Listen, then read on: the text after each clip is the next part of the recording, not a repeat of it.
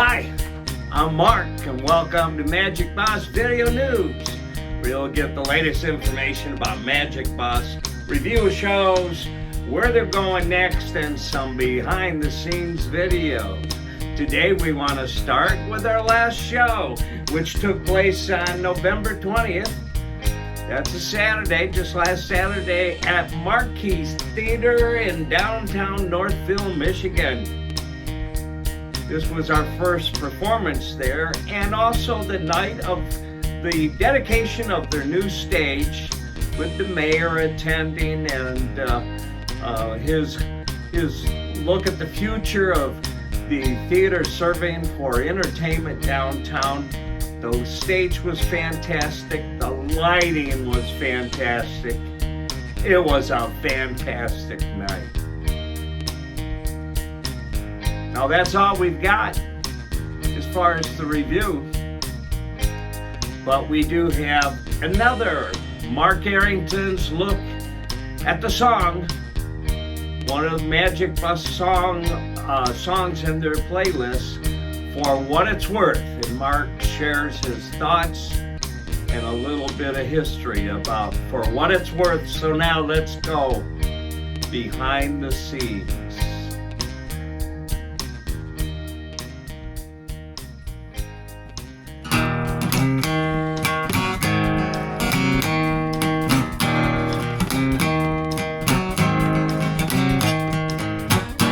Something happening here.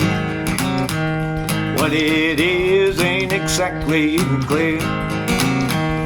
There's a man with a gun over there telling me I've got to beware. I think it's time we stop. Hey, what's that sound? Everybody look what's going down.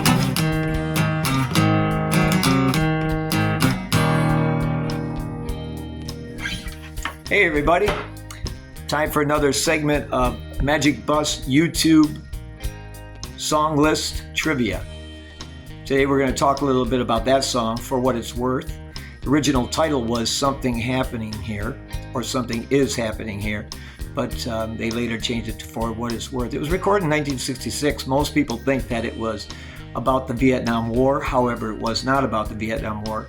What was happening was in Los Angeles on Sunset Boulevard.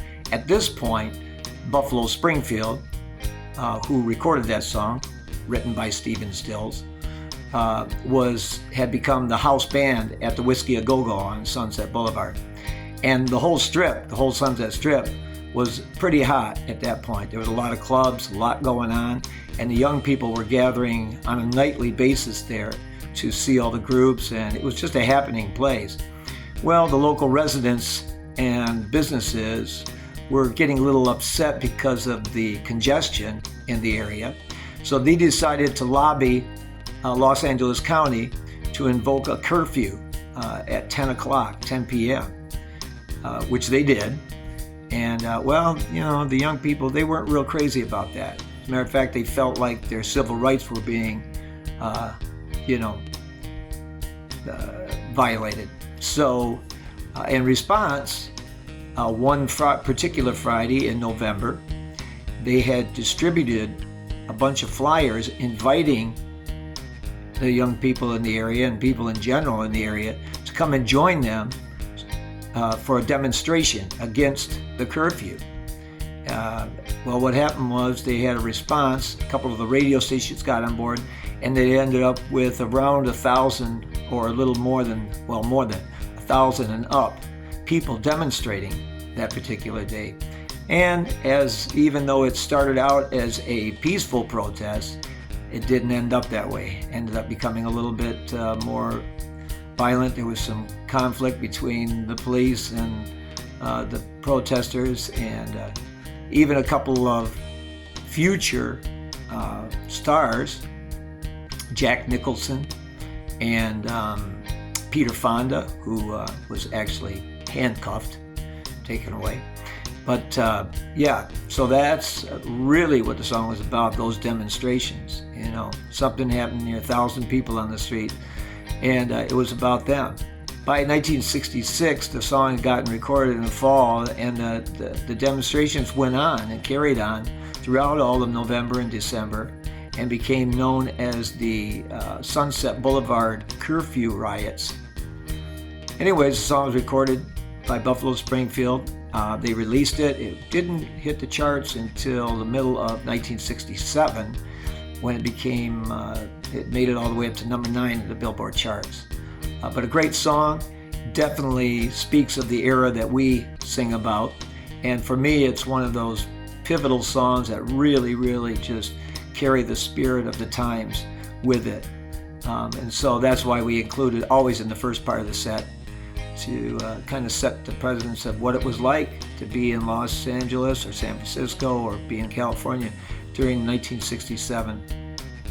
It was such an amazing time of change and awakening for the young folks, and just an amazing, incredible, creative time. And so that's why I love the song so much, and that's why we included it in the set list. So a little trivia about the song For What It's Worth by Buffalo Springfield.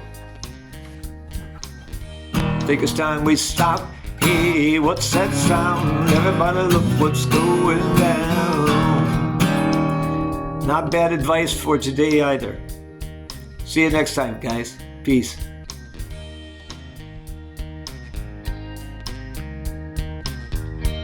Wow, that was interesting, and some information I didn't know.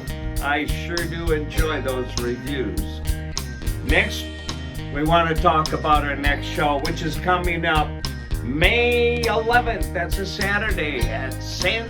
Patrick's Gym in White Lake, Michigan. And it's the Knights of Columbus Spring Magic Bus Concert Night. So we'll have ticket information down below, and you can get your tickets through Eventbrite.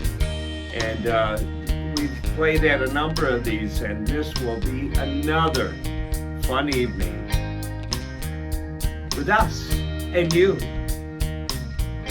So let's remember to give us a thumbs up, subscribe, like it, share our page, and help us build our Magic Bus YouTube channel.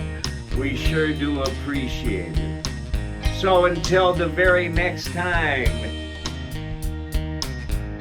peace, love, and Magic Bus happiness. Let's stay happy all the time.